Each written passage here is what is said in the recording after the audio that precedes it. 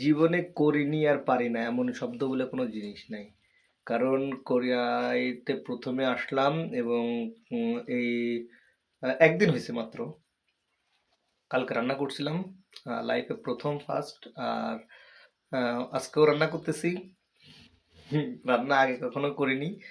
এই ১ম বারের মতো রান্না করতেছি। ইউটিউব দেখে আর মার কাছ থেকে যা, যা শুনে আসছি সেই হিসেব করে তো আপনাদের সাথে শেয়ার করলাম। এই যে আমার রান্না। আর ২ টা ডিম ভাজি করছি। যাই হোক, বলা যাবে না কি, কি করে ভাবে করেছি। মোটামুটি আমার চামচ হলো সে ইসের থেকে বড়, কড়াইয়ের থেকে।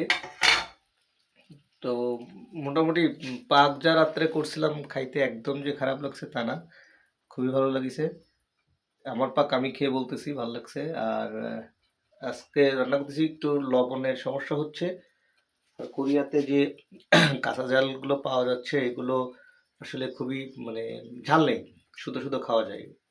মনে হয় যেন সাপে কামড় দিছে আমাকে, আমার গায়ে সব মিষ্টি মিষ্টি লাগতেছে কামড় দিলে, এরকম মনে হয়।